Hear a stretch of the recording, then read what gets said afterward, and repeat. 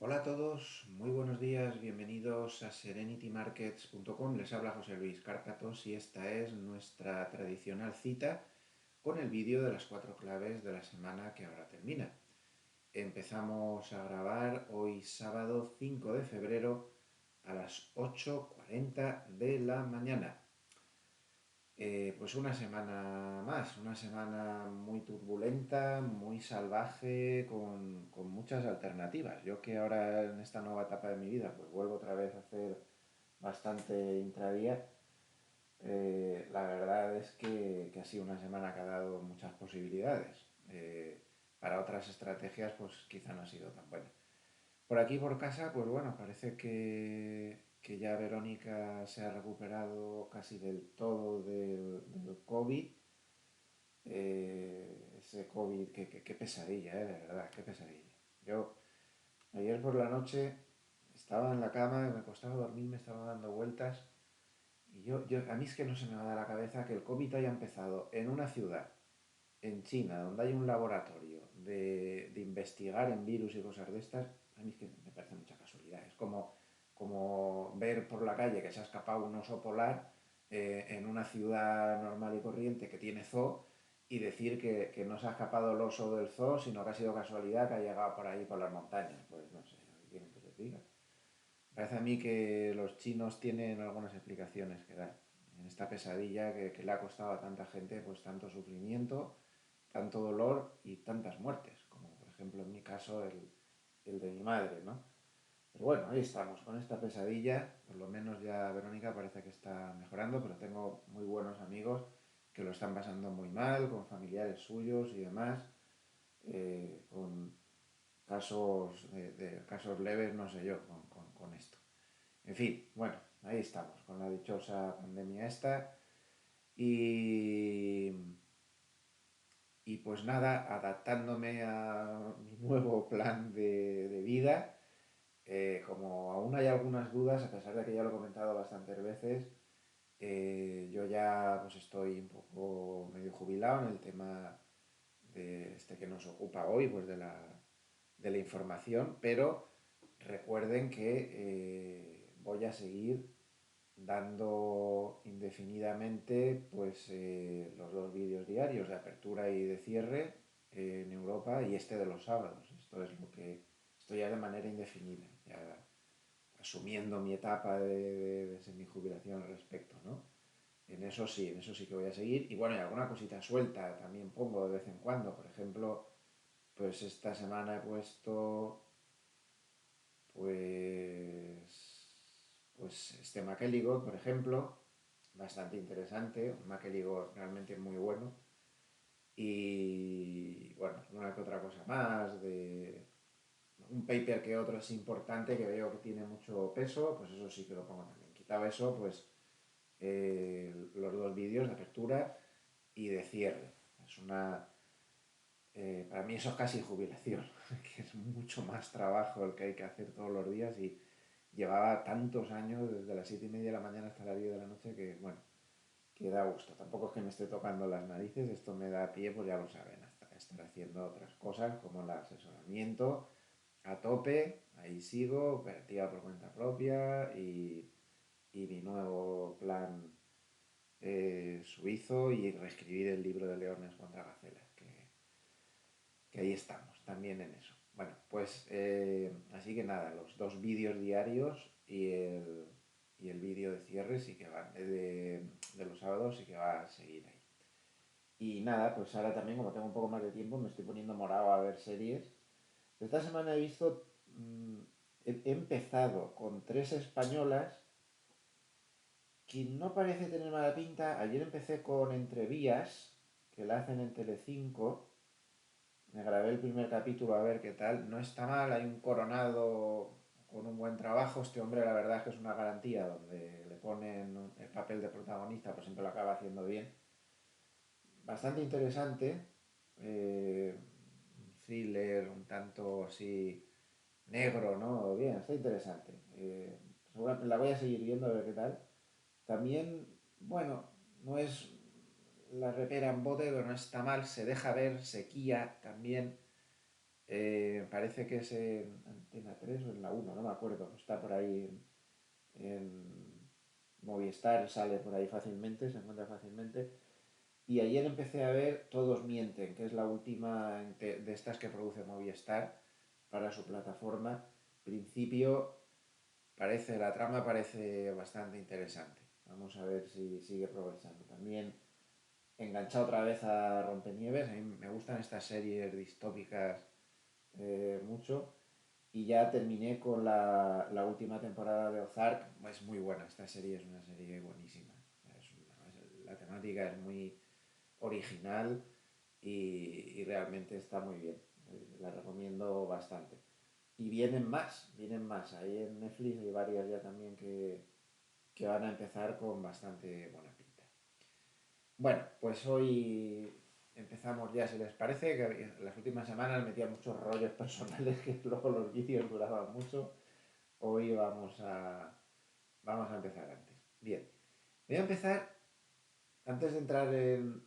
Bueno, voy a empezar con la clave número uno, pero que he puesto como clave número uno un poco estrategia, una posible estrategia a mi modo de ver global, que seguramente estará equivocada para no perder la costumbre y tendré que cambiarla pronto. No, bueno, espero que no. Bueno, no sé. Es la idea que tengo ahora mismo yo en la cabeza y yo estoy actuando así, pues si sirve para alguien, pues siempre yo satisfecho, ¿no? ¿Cuál sería esa estrategia global?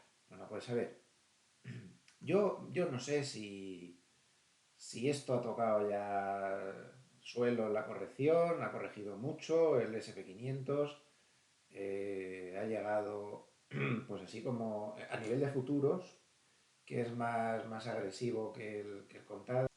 A nivel de futuros fue de pico a pico casi un 12, ¿eh? Me ha comentado alguno que otro y dice que no, que es menos. No, que menos nada, miren. Apoyo aquí en el mínimo, de mínimo a mínimo, en el futuro es un 12,38. Es una caída bastante severa. Yo no sé si ha terminado o no, pero yo estoy trabajando con la hipótesis de que si ha terminado, no tengo nada claro el recorrido por aquí arriba, veo un campo de minas completamente, todo lo que hay por aquí para arriba, estoy hablando del SP500, que para mí es el santo y seña de la inversión en bolsa y luego ya todos los demás se limitan a seguirlo. Yo no lo tengo claro y veo muy complicado. Yo meterme por aquí arriba ni de broma. Igual me estoy equivocando, ¿eh? Ya se va haciendo yo, pero mi opinión es que por aquí arriba ni de broma. Está todo muy complicado desde el punto de vista macroeconómico. Yo dudo mucho que esté descontado lo que haya que descontar.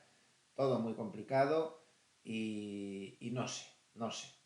Habría que andarse con mucho ojo. Así que como no me parece nada atractiva la inversión por aquí arriba, lo que estoy haciendo es todo lo contrario. Pues en cuanto se mete en esta zona, ya por aquí empiezo a limpiar. Y ahora mismo yo tengo una exposición en bolsa mínima, prácticamente cero. No me interesa seguir en bolsa a estas alturas con todo lo que está pasando. Tampoco me interesaba soltar aquí, porque en cierta manera pues he de reconocer que una parte, yo había reducido mucho mi exposición a bolsa, pero una parte me la comí por aquí y en cuanto he visto este rebote, que es un rebote potentísimo de casi un 8 un 9%, pues a mí me parece que esto era una zona para estar tranquilo y esperar. Entonces, mi política sería, si sube, pues me alegro, cambiaré de tercio. Si baja y hace un 1, 2, 1, 2, 3, que es la hipótesis que planteábamos la semana pasada, ahí está la puerta abierta a que esto sea esto sea el final de 2, no lo sé. Si rompe máximo, pues evidentemente no lo sé. Pero por si lo fuera, mi idea sería esperar una caída hasta esta zona, que sería, si esto es un 2 sería la proyección más o menos a la que nos llevaría un 3 para ser exactos. Si esto es un 12,38, lo que habría que proyectar, porque la 3 no puede ser más corta que la 1, pues tendríamos que proyectar un 12,38 desde aquí. Esto es una hipótesis, ¿eh? Me puedo estar equivocando, no, esto es muy difícil. Pues exactamente nos llevaría aproximadamente a 4015. Y ahí ya yo lo veo muy interesante. Ese nivel lo veo muy interesante. Hartnett, como luego veremos, dice que entre 3800 y 4000 la Reserva Federal se tira al monte otra vez. Y yo estoy bastante de acuerdo con él. A mí me parece O sea, mi estrategia sería esperar. Si no se inicia al cabo de un mes o 2 meses, el 2 y bueno, y vemos que otra vez se estabiliza y demás, pues habrá que cambiar de estrategia y esperar para entrar muy agresivamente en esta zona cuando empezara a dar ya algún signo de vuelta, entrar muy agresivamente y tener un potencial de subida para el resto del año de 20 pares de narices, nada más que volviera otra vez a la media de 200, cosa totalmente posible, tras un 1, 2, 3 aquí, pues se podría ganar mucho este año. Esto es en principio mi hipótesis. ¿Cómo se rompe la hipótesis? Pues, por ejemplo, la hipótesis se rompería, ahora aquí estamos viendo ya una directriz bajista más clara que el agua. El mercado está bajista, no, o sea, no nos montemos películas. El mercado está bajista y cuando los mercados están bajistas, pues montan directrices bajistas. Entonces, lo primero que tiene que hacer para no ser bajista es neutralizar la directriz bajista. ¿Y cómo se neutraliza la directriz bajista? Pues rompiendo claramente por aquí, habría que darle filtro hasta la media de 50, ya metiéndose por aquí arriba, pues consideraría que este escenario pues no es correcto y lo volveríamos a reciclar. Claro, si esto pasa claramente, ¿no? El sistema sencillo tiene dos bolas verdes, pero tendría que romper este máximo con claridad para que se activara. Mientras no sea así, pues no se confirma. Si la hipótesis es correcta, pues mientras se espera, yo sería partidario de hacer lo que ya hice el mes pasado. Guerra de guerrillas, mucho swing trading, aprovechando figuras como esta pin bar, como toques en grandes resistencias, historias. Y en mercados así, el swing trading es relativamente, entre comillas, más sencillo de hacer, entre comillas. Aquí sencillo nunca hay nada, hay que ser muy prudente siempre. Eh, Seguir con la guerra de guerrillas, pillando cosas en el esto hasta que se presente la oportunidad. Esto sería la estrategia en cuanto a bolsa. Es muy significativo, y esto ya está sirviendo también un poco de la clave 3, que es análisis técnico, que es muy significativo que el SP500 se haya parado en el 61,8% de retroceso de Fibonacci de toda esta caída. La mayoría de operadores no intentan contar que esto pueda ser 3 si supera claramente el 61,8. A ver, aunque supere el 61,8 puede haber un 3 a continuación. Lo que pasa es que el 3, claro, ya vendría cada vez desde más arriba y la proyección hacia abajo empezaría a ser cada vez más modesta. Pero la mayoría de operadores no cuentan ya, no intentan buscar el 3 ahí si ha superado el 61,8% con claridad. No vale con una mecha, no vale con poca cosa. Un 61,8% retroceso de Fibonacci, eso es lo que se suele hacer. Eh, entonces en bolsa pues podríamos tener una estrategia parecida a esta. Ahora es evidente que ha encontrado aquí la media de 200 y tal. ¿Cómo ortodoxamente en la teoría moderna de los heliotistas simplificados, hay una corriente muy importante sobre eso, que para mí el padre de esta teoría es Tom Joseph, a mí me encantan sus ideas, lo que ha hecho simplificar Helio, se ha quitado las 3/4 partes de la teoría, solo se ha quedado con lo simple. Ellos estadísticamente consideran que esperar a que se rompa este pico para ya considerar que es 3, lo que lleva es a entrar demasiado tarde. Entonces, esta corriente de pensamiento técnica lo que hace es entrar cuando estiman que hay muchas posibilidades de que se esté abriendo un 3. Porque si esperas hasta que pierda el mínimo, entras muy tarde. Entonces ellos han estudiado estadísticamente durante muchos años. Esto no es una corriente del último año, esto es una corriente ya de 20 años. Ellos consideran que estadísticamente, aunque te dé más señales falsas al anticiparte, eh, debido a que hay tanto desfase de puntos cuando entras, al final es más interesante anticiparte. ¿Y cómo se calcula ortodoxamente, en plan científico, dónde empiezas a tener posibilidades de que esto, en este caso, por ejemplo, vamos a poner este caso, de que se pueda empezar a estar ya en esa 3, aunque puede equivocarse, pero ¿dónde es estadísticamente más probable que puedas empezar a anticipar? De, bueno, pues voy a borrar todo y les voy a decir cómo se hace. Por ejemplo, con el Real Time, que es la plataforma que, como saben, es la que a mí me gusta. Esto se puede hacer con cualquier otra plataforma. La escuela de Tom Joseph y compañía considera que no vale con echar, que es lo que hacía todo el mundo, echar una directriz. Bueno, pues a ver, si esto ha sido la subida, a lo mejor en un gráfico diario no lo ves, pero si te lo pones en un gráfico de 4 horas, pues igual sí que te es más fácil echar la directriz. Y ahí sí que se ve mucho más claro. Entonces lo que hace la mayoría de la gente pues es decir, pues a ver, esto de aquí es imposible, echo la directriz así. Algo así como esto, ¿no? Y cuando se rompa ya sé que puedo entrar en 3. Esto no es muy exacto, aunque se puede hacer. Se puede hacer, echar una directriz del último tramo de subida correctivo, si esto ha sido un 1, si esto ha sido un 2, y esperar a ver esto cuando rompe, pues aquí ya está rompiendo, pues nada, pues aquí ya daríamos el tema por hecho. Pero Tom Joseph y un poco la ortodoxia en este campo del heliotismo, entre comillas, modernizado y simplificado, lo que hacen es lo siguiente. Voy a borrar esto. Lo que hacen es poner un canal de regresión. Un canal de regresión. ¿Cómo se encuentran los canales de regresión? Por ejemplo, en Real Time, esto está en todas las plataformas. Pues nos vamos a objetos y el canal de regresión que deben ustedes usar es este que pone aquí. Canales, tienen todos estos, muy sofisticados. El que hay que usar es este, canal de regresión de RAF.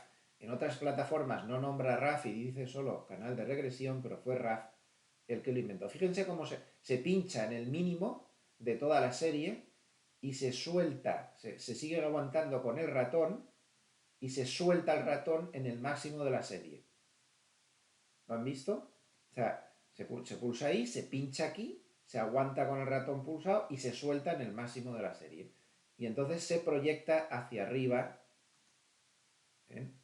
A botón derecho, canal de regresión de RAF, extensiones hacia arriba, extensión.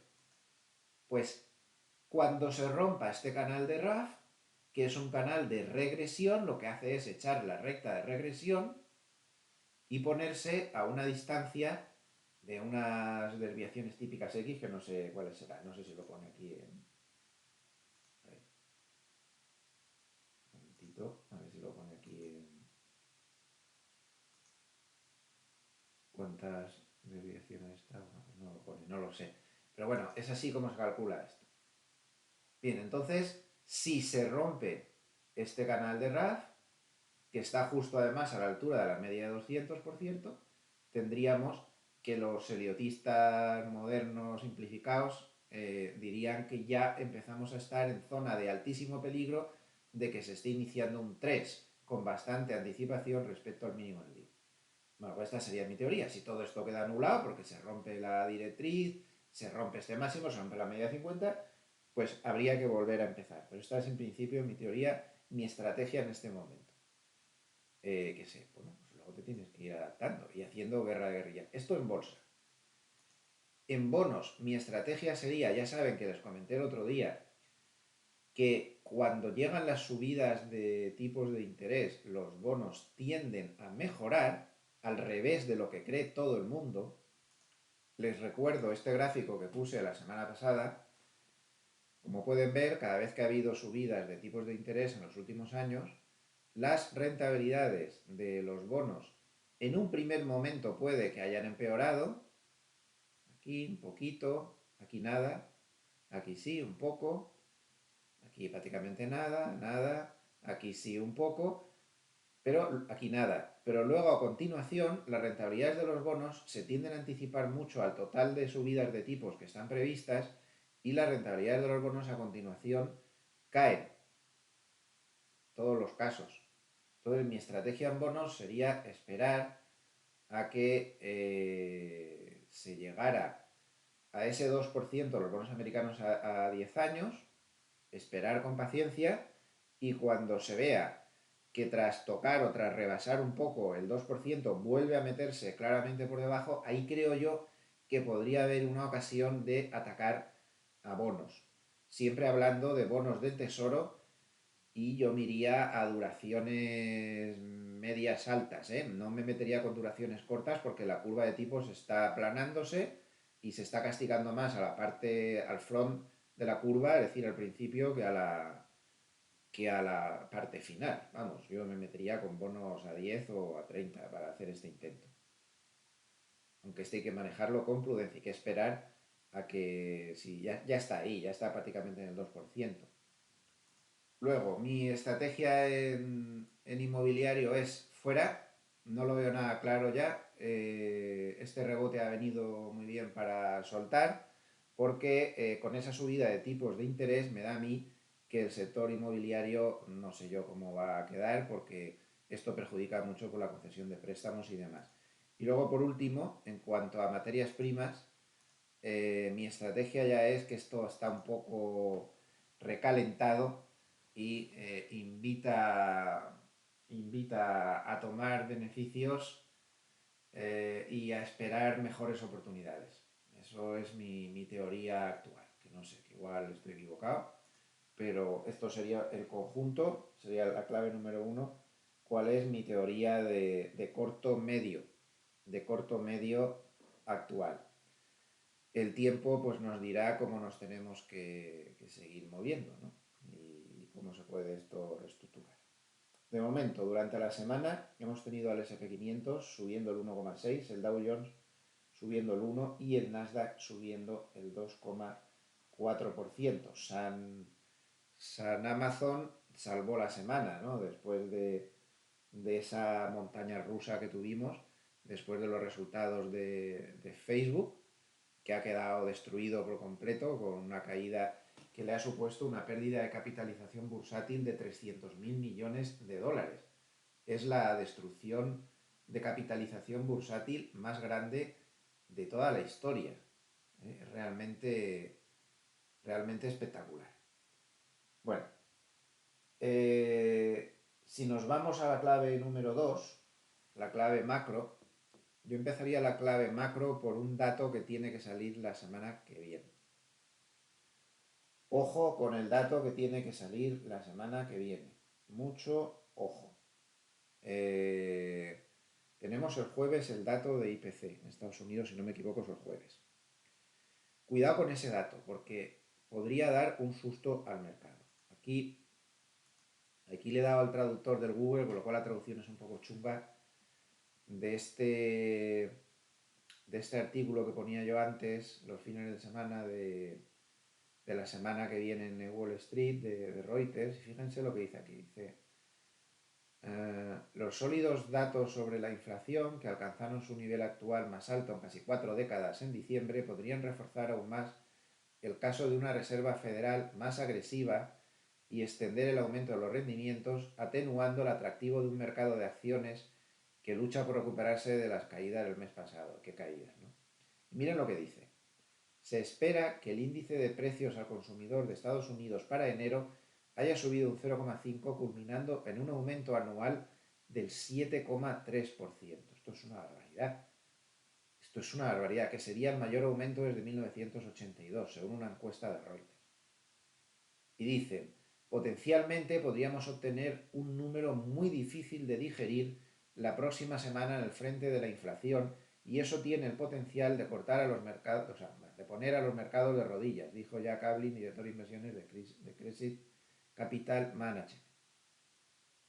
El rendimiento del bono de referencia del Tesoro de Estados Unidos a 10 años ha subido a más del 1,9%, ya que los inversores tienen en cuenta al menos 5 aumentos de tasas de la Reserva Federal.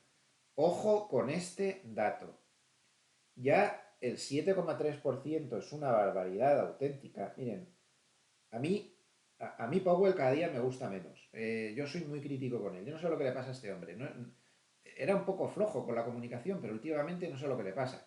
El otro día negó que la Reserva Federal fuera detrás de la curva. Esto es una cosa que leerá mucho la prensa y seguro que más de un amable lector habrá dicho, pues no entiendo bien qué quiere decir eso de andar detrás de la curva.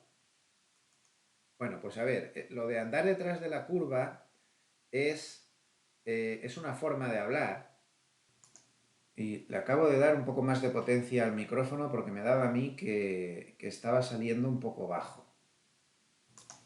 Le he dado un poco más. Seguramente habrán notado que de repente el volumen del vídeo ha subido, pero es que me está dando la sensación de que estaba saliendo muy baja la potencia.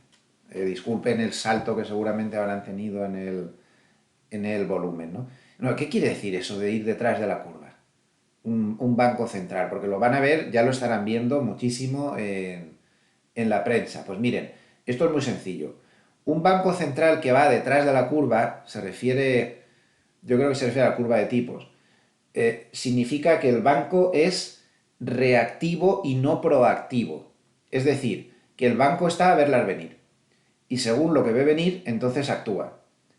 Ir por delante de la curva, que no es el caso actual de la Reserva Federal, para nada, es ser proactivo y anticiparse a lo que va a venir, que es lo que tendría que haber hecho Powell y su banda de rock and roll eh, últimamente, cuando vieron que la inflación no era transitoria, no cuando lo reconocieron, sino cuando se dieron cuenta que sería desde el principio, en lugar de estar mirando las musarañas detrás de la curva, lo que ahora les está recriminando todos los analistas es que se tendrían que haber puesto delante de la curva, ser proactivos y haber subido los tipos hace ya muchísimo. Claro, como van detrás de la curva a verlas venir, pues todo el mundo cree que va a haber un grave error de política monetaria porque van a llegar tarde y mal. Y yo estoy convencido de ello. Harnett está convencido de ello, luego lo verán. Hoy Harnett suelta estopa a base de bien. Y muchos analistas lo piensan también. La Reserva Federal va por detrás de la curva. Muy mal, porque esto se les ha ido de las manos. 7,3 de inflación. ¿Se imaginan si el jueves en lugar de un 7,3 sale un 8? La que se puede liar en los mercados, la que se puede liar, y al revés. A lo mejor sale un 7 en lugar de un 7,3 y los bonos y la bolsa dan un respiro tremendo.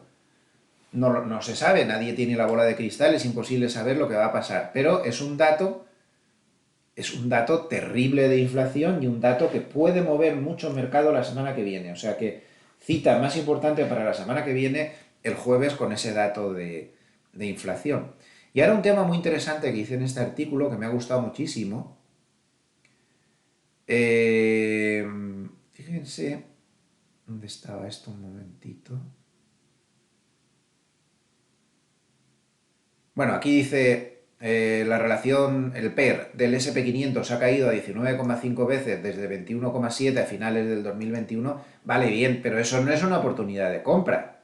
Eso sigue siendo muy caro. Luego verán Harnett como pone en qué PER la Reserva Federal empezó a subir tipos antaño. 19,5 es muy alto. Mientras que el PER a futuro para el sector tecnológico del SP500 ha caído a 24,4 desde 28,5, lo que con todos los respetos sigue siendo altísimo. Altísimo. Entonces comenta que los analistas de Morgan Stanley instaron el viernes a los clientes a vender en repuntes de acciones, ya que un endurecimiento de la Fed históricamente trae rendimientos más bajos y una gran incertidumbre para las acciones. Y hablaron de un valor razonable del SP500, esto es Morgan Stanley, de 4.000. Harnett también habla de 3.800, 4.000. Coincide un poco con mi teoría de la 3, si es que se da, que pudiera llegar ahí y ahí tendríamos una grandísima oportunidad de compra. Podríamos terminar el año de una manera muy buena, incluso aunque la bolsa terminara el año bajando, si se puede entrar en ese nivel. Y muy importante, les quería llamar la atención por último sobre este párrafo que pone aquí.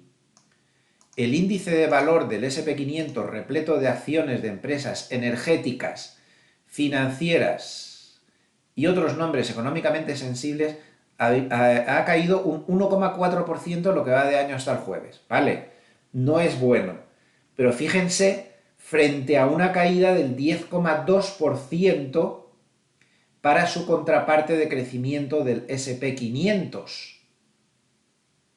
Esta disparidad estaría cerca del mayor rendimiento anual del valor sobre el crecimiento en 2 décadas.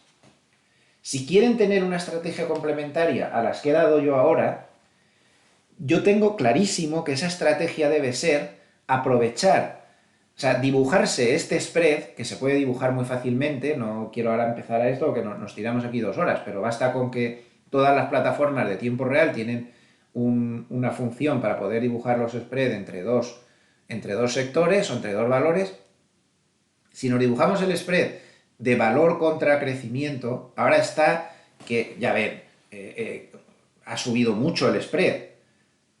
Sería estar largos de valor y cortos de crecimiento. Aunque la bolsa baje, habríamos ganado mucho dinero, porque en los largos habríamos perdido solo el 1,4, mientras que en los cortos habríamos ganado el 10,2. Habríamos ganado un pastón bajando la bolsa. Yo no sé si va a bajar la bolsa o no, pero lo que sí que tengo claro es que a medio plazo, puede que en el corto plazo no lo sé, pero a medio plazo el value lo va a hacer mejor que el crecimiento, porque no es el momento para el crecimiento ahora.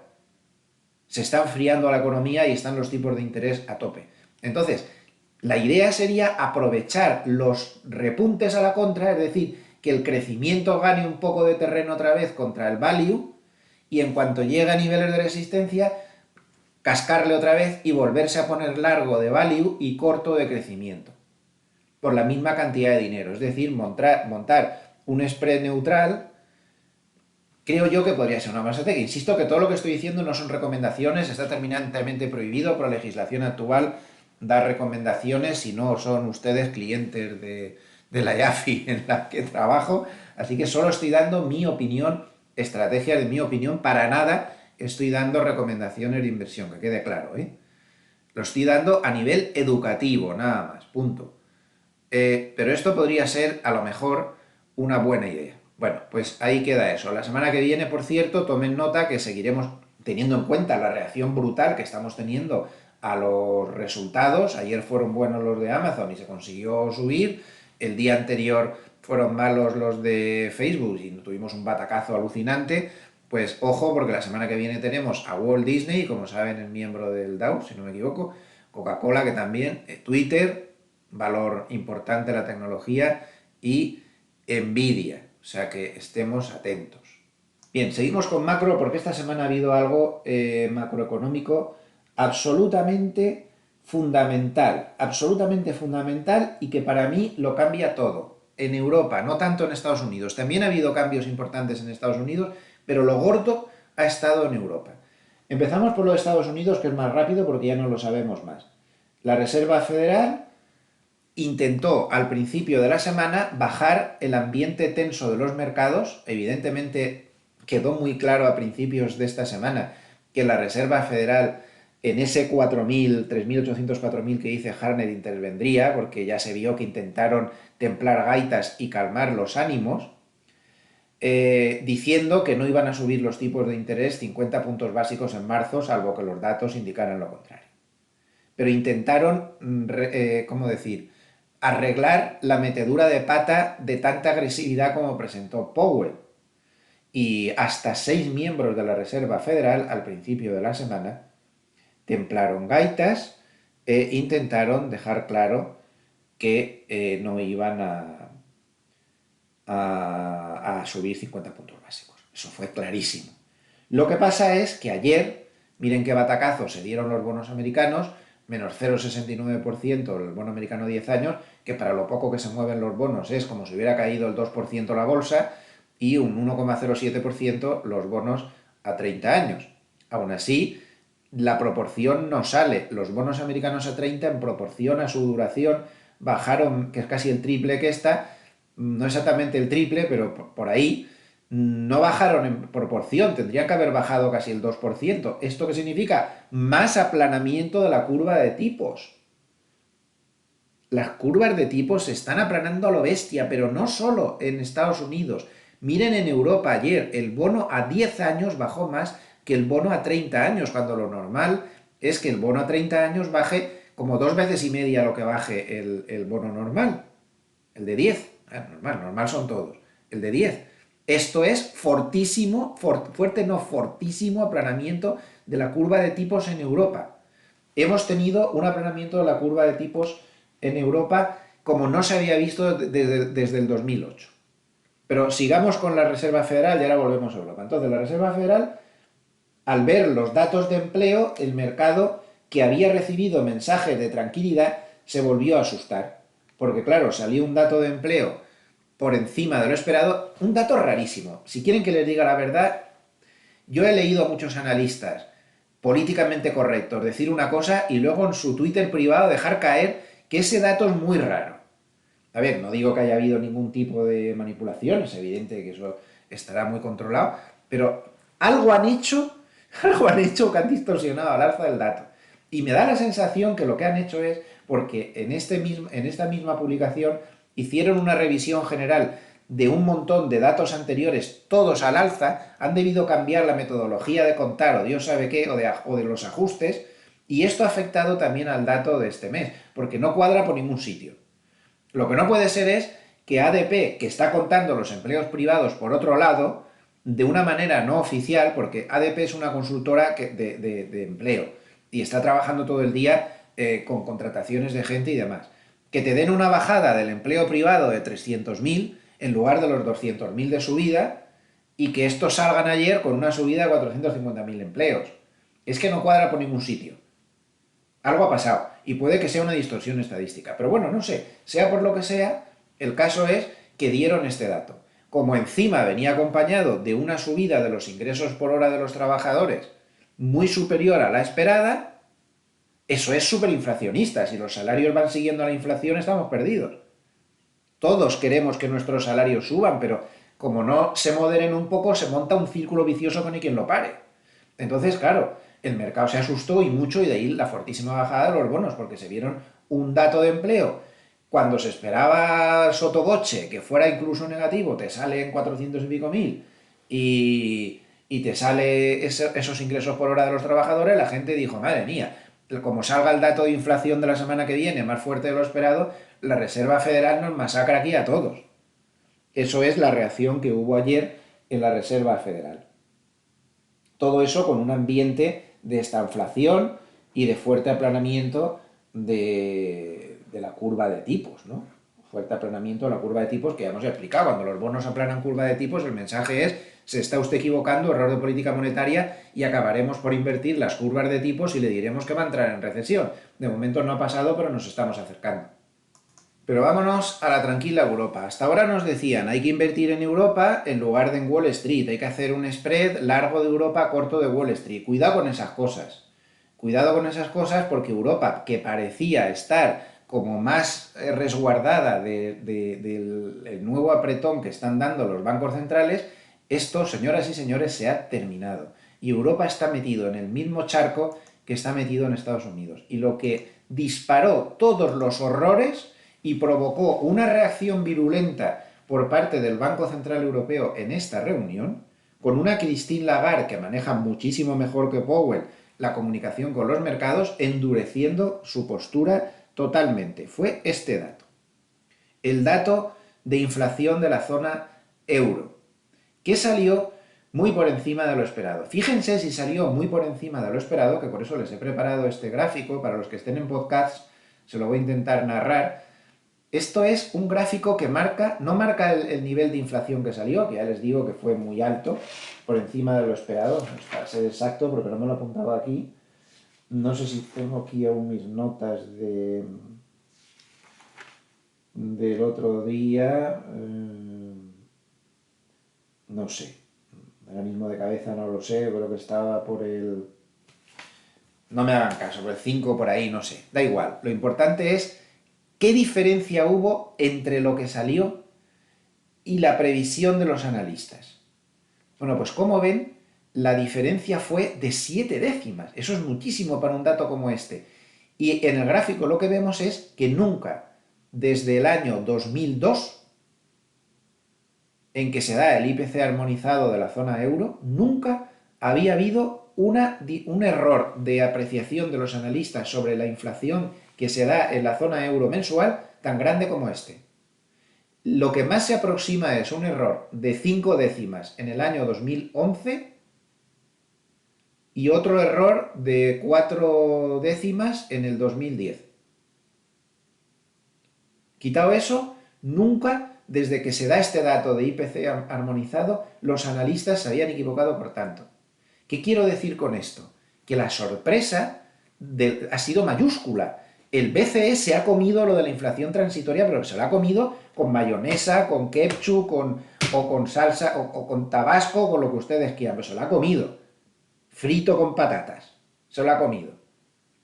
¿Será que no lo dijimos todos? Que estaban todos mintiendo y mintiendo. Aquí digo mintiendo, no equivocándose de apreciación, porque esto sí que lo sabían. A mí que no me fastidian. Que con la legión de economistas que tienen, no sabía tanto la Reserva Federal como el Banco Central Europeo que esto no era transitorio. Y si no lo sabían, me echo a temblar porque con menudos incompetentes estamos con la política monetaria mundial. Pero yo creo que sí que lo sabían y estaban como siempre intentando templar gaitas y que todos estemos muy contentos y que claro, si nos dan pan y circo y nos quitan la mascarilla de exteriores ya somos felices. Es que, por cierto, a ver si nos echan a los ocupas de las casas, ¿eh? Parece ser que esta semana el Parlamento estaba muy preocupado con el Festival de Eurovisión, por Dios, y los ocupas que nos siguen echando de las casas, entre otras muchas más barbaridades, y de eso nadie hace nada, pero bueno, vale, ahí estamos. Viva la política mundial actual y vivan los políticos actuales. El único sector que no tiene problemas, por cierto, este sector sí que va bien. Me he ganado ya 3 o 4 dedos para abajo. Siempre que digo esto me ponen 3 o 4 dedos para abajo. La verdad es que... Bueno, entonces, esto ha sido una sorpresa mayúscula para todas esas proyecciones infantiles que estaban dando, como decía Chiquito, esos pecadores de la pradera, que esos fristros de políticos que nos estaban dando, lo he hecho muchísimo de menos, en paz descanse, pero qué gran humorista que era, impresionante. Yo es que, tremendo. Bueno, pues todas esas previsiones infantiles se han ido al garete. Se han ido. ¿Qué pasó? Que no tuvo más remedio Lagarde es cuando salió el jueves a cambiar el paradigma y a decir que ahora ya los tipos, no lo dijo, pero lo dijo, que los tipos pues sí que pueden subir este año 2022, Goldman ya ha puesto fechas, 25 puntos básicos en septiembre de subida, 25 puntos básicos en diciembre, ya lo hemos fastidiado.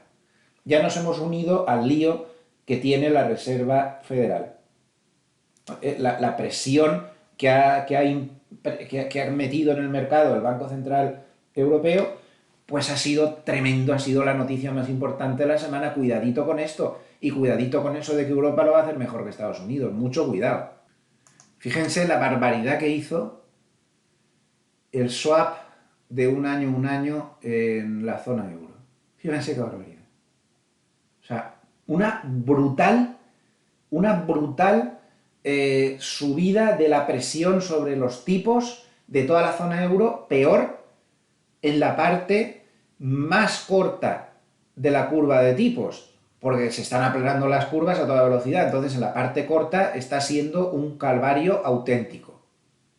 Claro, y esto nos extraña, ¿de verdad pensaba el Banco Central Europeo que esto puede quedar sin consecuencias? O sea, este es el tamaño del balance del Banco Central Europeo. Aquí empieza el COVID. 4,5 billones. 8,5. ¿Qué barbaridad es esta?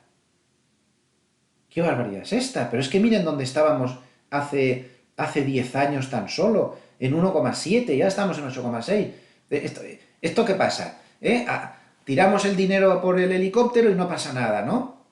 No pasa nada. Pero si ya lo decía la escuela de Salamanca, me parece que en el siglo XV, no sé si fue en el siglo XV y XVI, ya me perdonarán los que sigan a esta escuela, pero como por ahí, ya lo decía, si imprimes mucho dinero, pues se te va a disparar la inflación. Y eso lo decían ya, pues en esa época, hace ya bastantes siglos, ¿no? Pues no creo que eso haya cambiado mucho, demasiada suerte hemos tenido hasta ahora.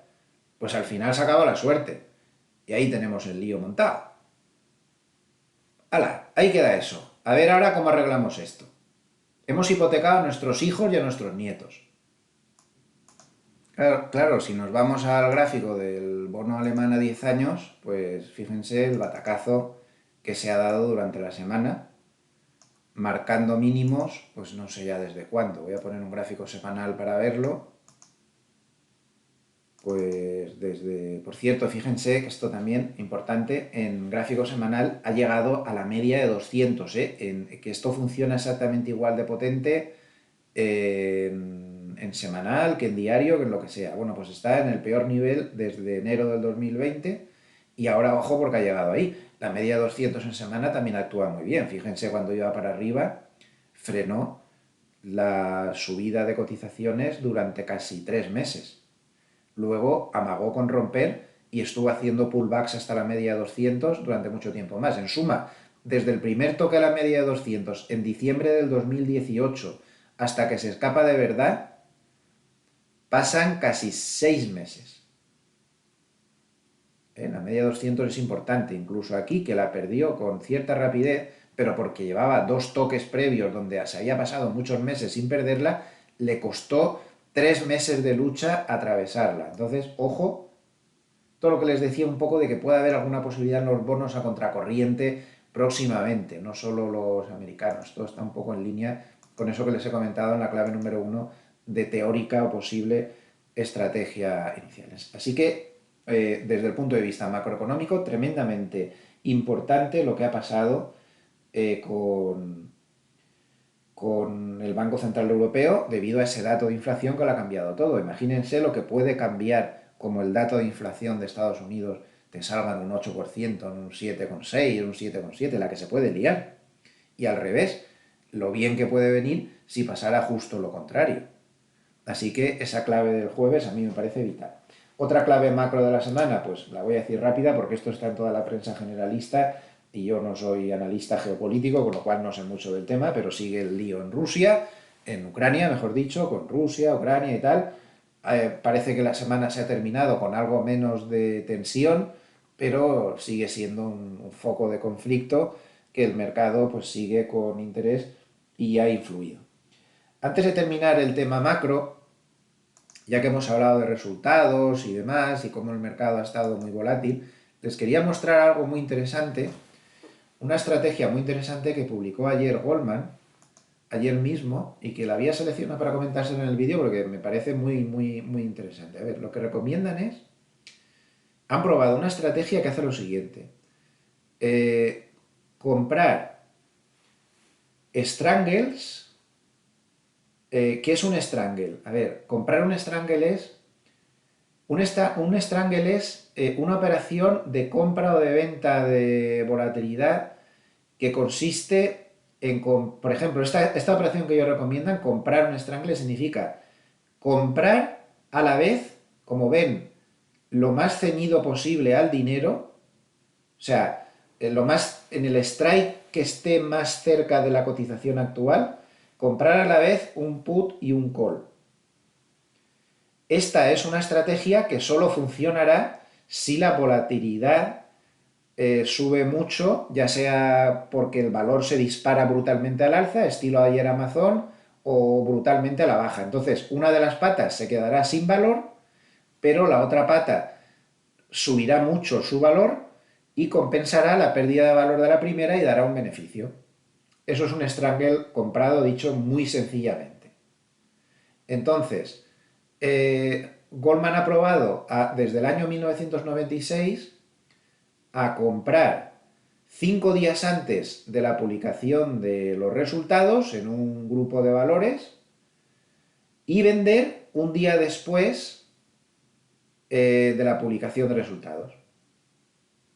Entonces, aplicando esto sobre un número considerable de valores, pues hubieran conseguido estas rentabilidades. El peor año solo habrían tenido un 5% de pérdida y sin embargo habrían tenido un promedio pues realmente muy positivo.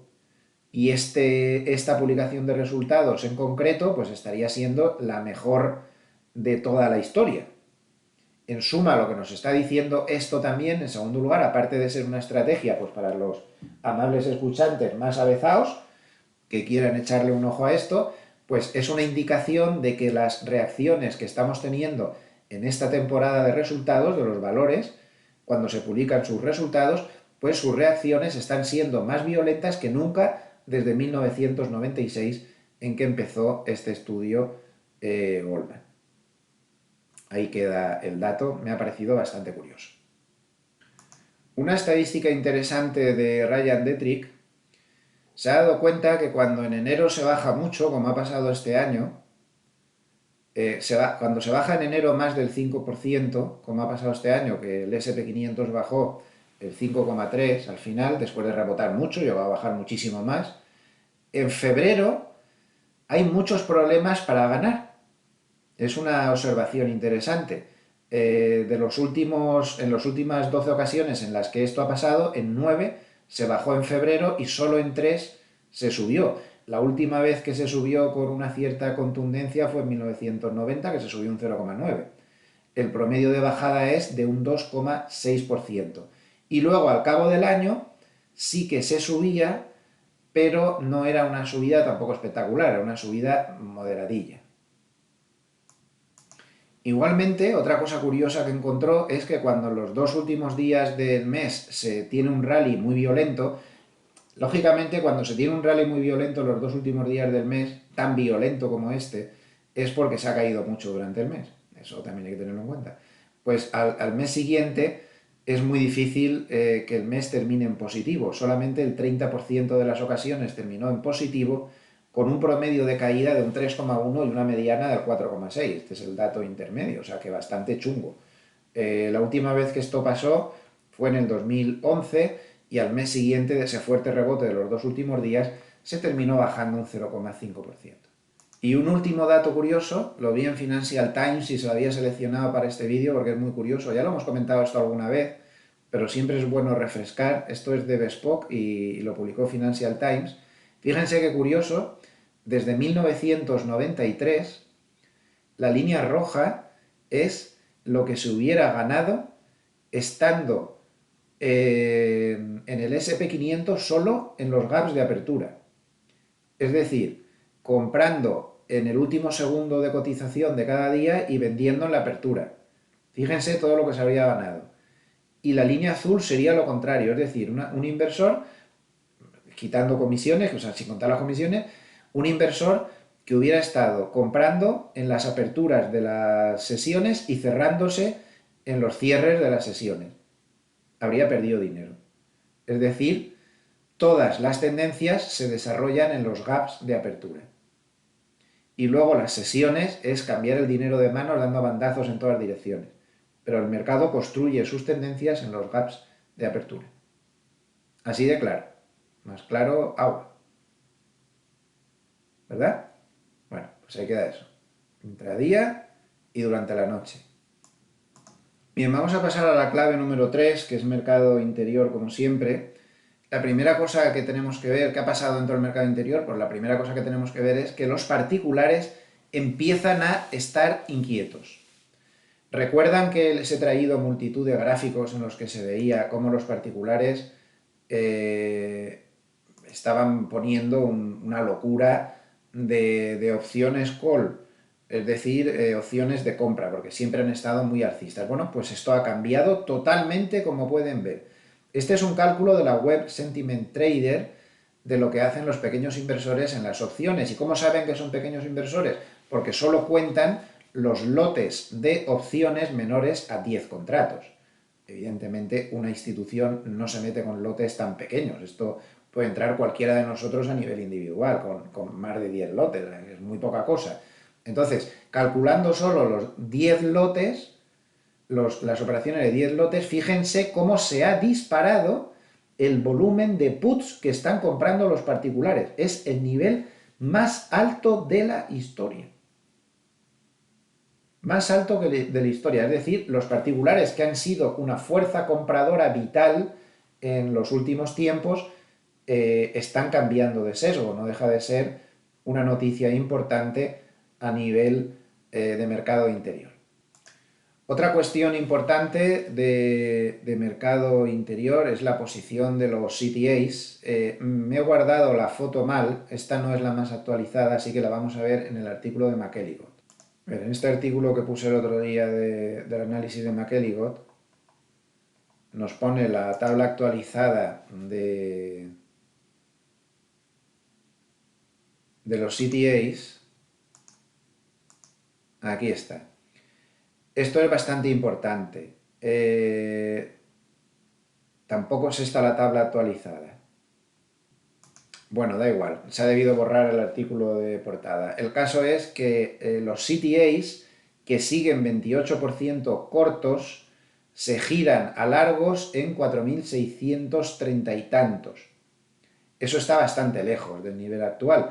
Llegamos a estar durante la semana, como se ha visto en esa tabla que he puesto al principio, muy cerca del nivel donde se movían las cotizaciones, pero no se llegó a tocar ese nivel y ahora se ha vuelto a alejar. Entonces, para que el mercado pueda tener un aluvión de dinero de entrada por parte de los CTAs que tienen la capacidad de mover mercado porque entran muy brutalmente, necesitaríamos una subida ya por encima del 4.630 y tantos, casi 4.640. Esto es importante también que lo tengamos en cuenta. Dentro de mercado interior, yo creo que es interesante que repasemos un poco lo que dijo McElligott durante la semana. Él hizo un análisis espectacular de por qué se ha producido el rebote. El rebote se ha producido por una especie de fuerza mecánica cuantitativa normal después de unas caídas tan fuertes, y él advierte que empieza a dudar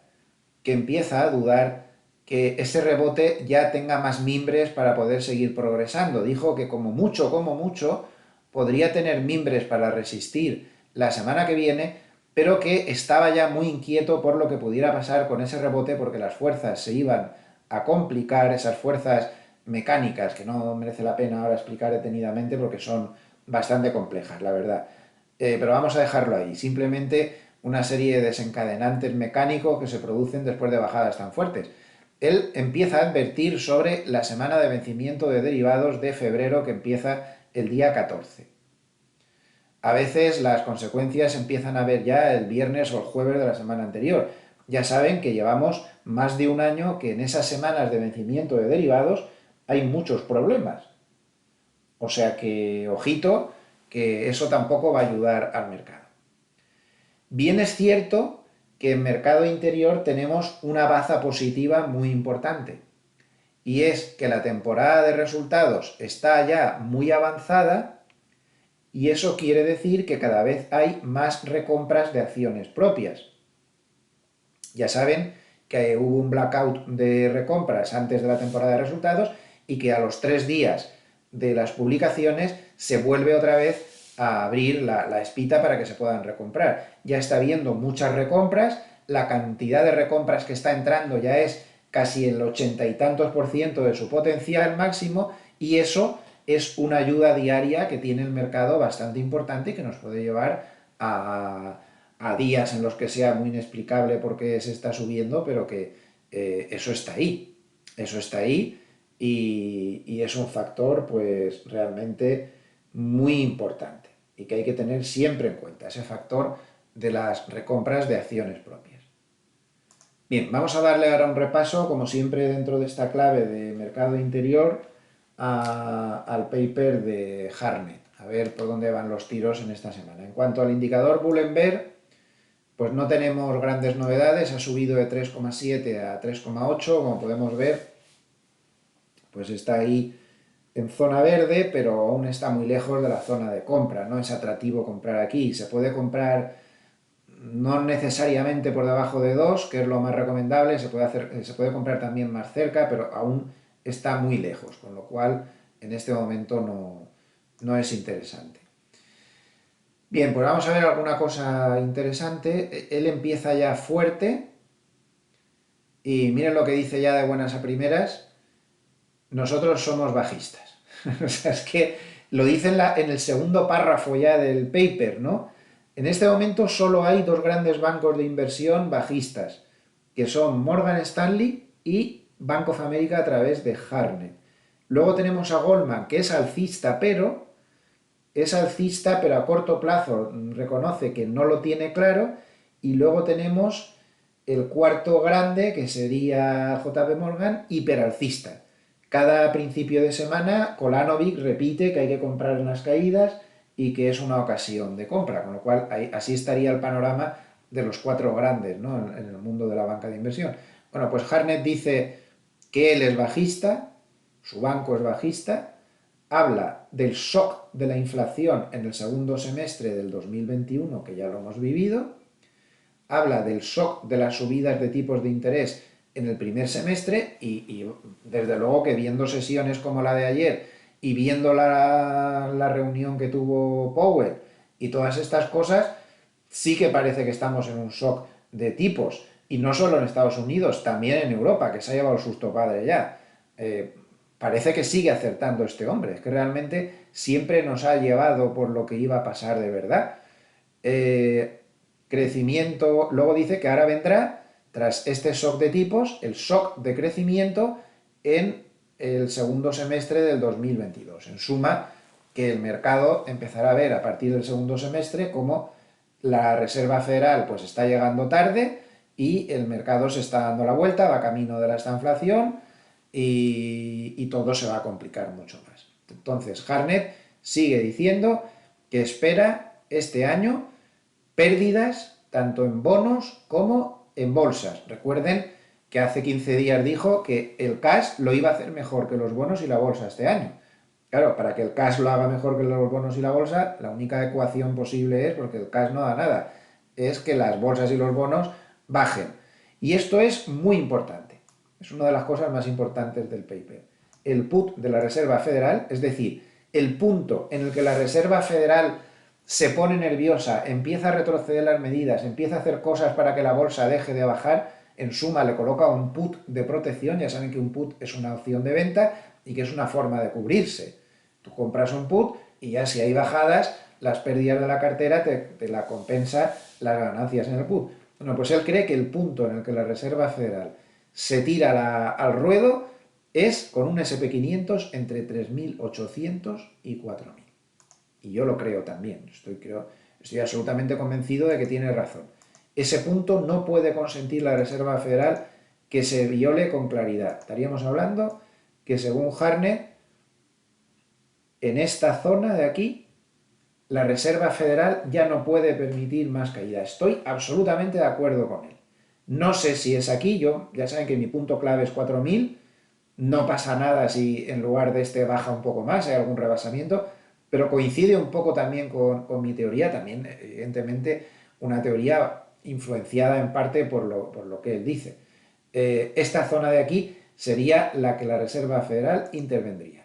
Eso dice Harnett y yo creo que con razón. También da otra pista que sería que los spread de los bonos corporativos de grado de inversión sea mayor a 150 puntos básicos. Bueno, pues dice que los únicos mercados alcistas que va a haber son cash, porque considera que hay que tener mucho cash, visto el panorama que está la cosa torcida, volatilidad, cree que la volatilidad va a subir, commodities, cree que los commodities van a subir, los emergentes también cree que van a subir, empezando ya en el segundo trimestre, esto es curioso, ojo, o sea, entonces él recomienda cash, compras de volatilidad, compras de commodities, compras en mercados emergentes y sin embargo los mercados bajistas que espera, por lo tanto recomienda cortos en todos ellos, pues sería en bolsa, en créditos, en bonos del tesoro y atención al añadido que ha puesto hasta finales del segundo trimestre. Esto es coincide un poco con mi teoría, que tarde o temprano vamos a tener a lo largo del año lo que les decía al principio, una gran ocasión, porque al principio puede ser que en el ciclo de subidas los bonos se perjudiquen, pero recuerden ese gráfico donde históricamente se veía que luego mejoran. Yo creo que a partir de ese tirón podemos tener un 3/4 parte del año, coincido con él, con los bonos en dirección contraria ganando dinero. Yo creo que este año se puede ganar mucho dinero, esa es mi esperanza, tanto en bonos como en bolsa. Solo hay que esperar el momento y no precipitarse. El que se precipita en una situación así la va a fastidiar. Pero creo que se va a poder ganar dinero, pero no precisamente en plan pasivo de sentándote a esperar en cualquier punto. Entonces, riesgos bajistas. B, peligro de un evento sistémico, o sea, que la Reserva Federal la líe parda. Eso sería lo que quiere decir, ¿no? Y una recesión. Entonces, esto podría acelerar los riesgos bajistas, un evento sistémico y una recesión. ¿Cuáles serían los grandes riesgos, entre comillas, alcistas que podrían cambiar este sesgo bajista que él tiene? Pues la gran consolidación o la desinflación. Recuerda que la deuda de Estados Unidos ahora es de más de 30 billones de dólares. Estados Unidos está muy feliz, pero Estados Unidos debe 30 billones de dólares, una gran parte de ellos en manos de sus enemigos, como China, por ejemplo. Curioso. ¿En manos de quién están? En los años 90, la deuda de Estados Unidos era de 3 billones. En el 2008, tras la gran crisis financiera, era de 10 billones. Ahora es de 30 billones. La deuda de Estados Unidos es superior al 100%. Y miren qué inquietantes son las soluciones que a lo largo de las soluciones entre comillas, que a lo largo de la historia ha tenido ese exceso de deuda. Guerra, usar la moneda, inflación, quietante, ¿eh? La inflación rebaja la deuda, por ejemplo. Hace mucho daño a la economía, pero la deuda la rebaja. La guerra. En fin, líos con la divisa. Esto no sé a qué se refiere con la repudiación, no sé. Tendría que verlo más despacio. Pero bueno, yo creo que la idea se comprende. Cuidado con esto que está diciendo. La mayor caída mensual de los últimos tiempos en los bonos de alta rentabilidad BB, menos 3,3%, menos 3,3% de los bonos de alta rentabilidad. Evidentemente, en una situación como esta, pues no está el horno para bollos. En cuanto a los flujos semanales, 21.800 millones entran en bolsa, aunque hay que ver inmediatamente en qué distribución, porque ya saben que la semana pasada entraba dinero en bolsa, pero entraba en la bolsa emergente, no entraba ni en Estados Unidos ni en Europa. Vamos a verlo rápidamente. Esto está más abajo. Ahí está. Pues, bueno, lo que me temía, ha entrado una birria de dinero en Estados Unidos en las últimas 2 semanas, solo 4.300. En Japón poquita cosa, en Europa ha entrado lo mismo que en Estados Unidos, teniendo en cuenta que el tamaño es muchísimo más pequeño, y en emergentes pues ha entrado bastante, teniendo en cuenta su tamaño, con 2.200 millones de dólares. Bueno, en suma, hay algo de entrada de dinero en bolsa, con lo cual esto fue usado durante la semana por parte de Bank of America para decir que la capitulación aún no ha llegado, porque si no, no estaríamos viendo esto aquí, estaríamos viendo fuertes salidas de dinero. Han entrado 400 millones en oro, han salido 11.600 millones de bonos, es la mayor salida de bonos en una semana desde marzo del 2021, y esto es curioso porque han salido 24.400 millones de cash. Y bueno, si está aquí, no hay capitulación. No hay capitulación. Con estos datos no se puede hablar de capitulación, con lo cual el mercado sigue teniendo potencial de caída porque no ha habido capitulación. O sea, que importante. Como ven, hay mucho jugo hoy en el paper de este hombre. Bueno, ya ven, histórica semana con el shock de los tipos de interés, con la tecnología que amenaza con montar un lío sistémico, como hizo en el 2000, y con perspectivas de recesión por aquí y por allá. Y esto me interesa mucho que lo vean. Fíjense que dice sobrevaloración.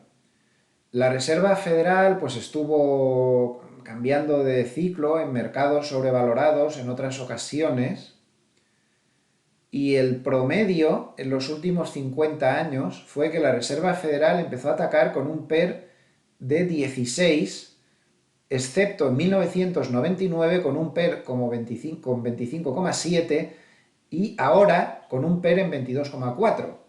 Creo que hay una tabla 1, vamos a ver la tabla, que me parece bastante relevante, aquí está. Vamos a agrandar.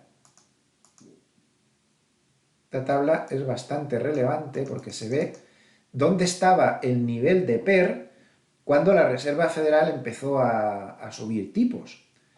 El promedio es de 16, pero es que está ahora en 22,4. La última vez que la Reserva Federal empezó a atizar con un PER tan alto fue en junio del 99 con 25,7 y ya saben cómo terminó la historia unos meses después, con un batacazo absolutamente histórico. Esto hay que tenerlo muy en cuenta también, ¿eh? Las cosas están más complicadas de lo que parece. Y bueno, y terminamos con sus previsiones habituales, sus recomendaciones habituales para largos y cortos, y dice que nosotros estamos cortos en tecnología, en crédito, en equity private, o sea, en capital privado, ya que la QE se ha terminado. Entonces, si la QE se ha terminado, pues malo para todas estas cosas. En cambio, están largos de volatilidad en valores de alta calidad y en valores defensivos ante las condiciones financieras. También están largos en petróleo, en energía, en activos reales ante la altísima inflación. Están largos en los bancos ante la subida de tipos, pero ojo, no en los bancos americanos, ¿eh? Él no recomienda bancos americanos, él recomienda bancos de bolsas mundiales sin Estados Unidos, Europa y Asia, y emergentes. AFE es un ETF que tiene bolsas mundiales sin Estados Unidos y emergentes. Interesante, ¿eh? O sea que los bancos, no los americanos, sino los bancos del resto del mundo. Dice que está largo en crédito ante todo lo que ha pasado con las rentabilidades en bonos, por lo tanto, de China, de Asia y de emergentes. Y está largo en la barra del 21. Bueno, esto. Vale. Nos quedamos con lo último. Nosotros creemos que el cash, la volatilidad, los commodities y los emergentes, esta es su recomendación. Cash, estrategias de compra de volatilidad, estrategia de compra de commodities y de compra de mercados emergentes, lo harán mejor que el crédito, los bonos en general, los valores y el capital privado en 2022. Esta es su recomendación general y hasta ahora pues no va fallando mucho, con lo cual pues más vale que le escuchemos un poquito, ¿no? Por cierto, fíjense de curioso, a pesar de que la inflación está como está, las fuertes salidas de los TIPS. Los TIPS son los bonos protegidos contra la inflación. Debería ser atractivo ahora esto, ¿no? Sin embargo, está saliendo mucho dinero, si no interpreto mal este gráfico, ¿no? Lo veo un poco raro, lo pone bien claro. Importantes salidas desde los TIPS, cuando con esta inflación debería ser lo contrario. ¿Se estará anticipando el mercado a una inflación más baja? Pues no lo sabemos. Bueno, vamos a terminar con el análisis técnico. El análisis técnico del SP500 ya lo hemos hecho antes al principio, lo hemos desmenuzado mucho, por lo que me lo voy a saltar. Empezamos con el DAX. Está en el suelo del lateral, cuidado, y sigue con señal bajista desde hace muchísimo en el sistema sencillo, sigue con señal bajista. Por cierto, se me olvidó comentar una cosa muy importante la semana pasada. Se me olvidó una cosa muy importante y es que en gráfico mensual, vamos a poner la media de 10 meses,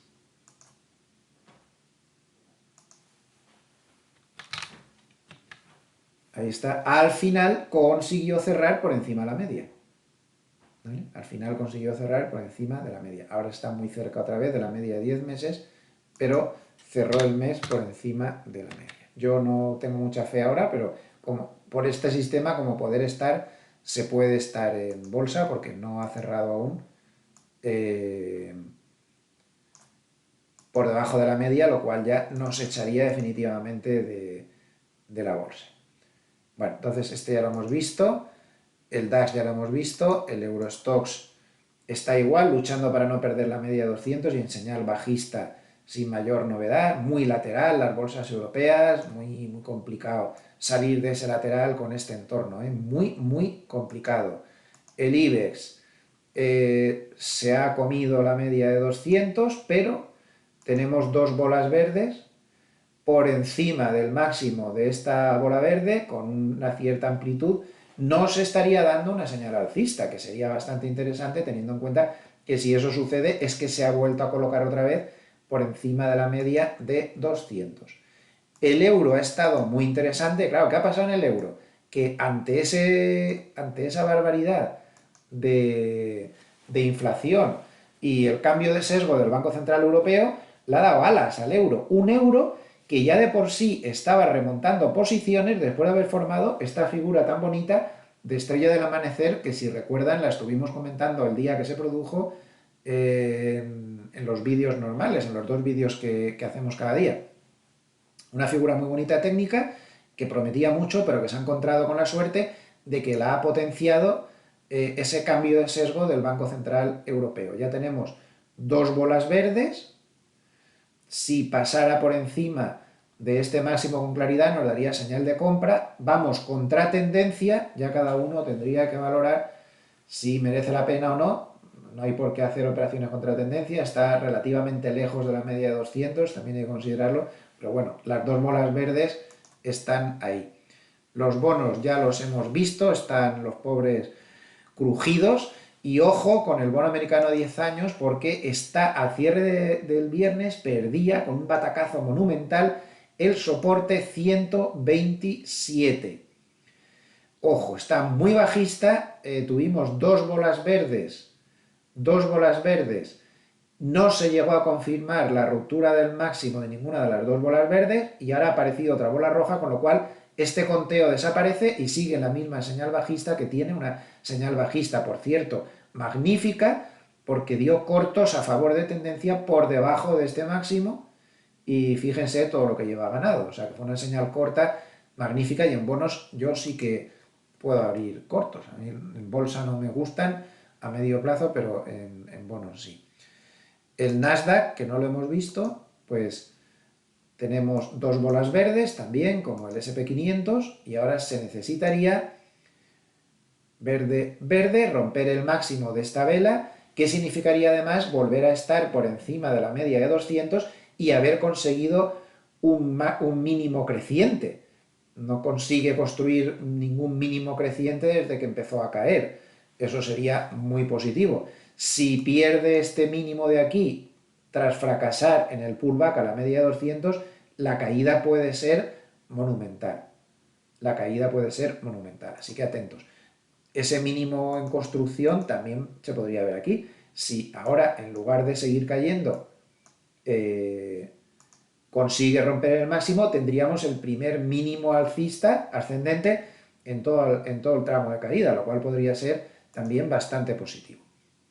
El oro ni está ni se le espera. Increíble lo que le está pasando al oro, absolutamente lateral. Yo no tengo ni la más mínima intención de tener ninguna posición en oro. Con estos laterales lo mejor es dar un paso al lado y olvidarse del oro. No hay nada que analizar aquí. Cualquier caso, bola roja, por debajo de este mínimo volvería a dar señal de venta. Y el petróleo, pues ojo, ¿por dónde está el petróleo? $92 por barril. Lo que le faltaba a la inflación. Por si éramos pocos, parió la abuela, como decía el chiste, ¿no? Ojo, ojo, esto es muy negativo para la inflación, parece que no tiene ningún freno hasta la cota de los $100, y el sistema sencillo pues sigue dando una señal magnífica, dio largos por encima de este máximo, la zona de 73, lleva casi $20 de ganancia.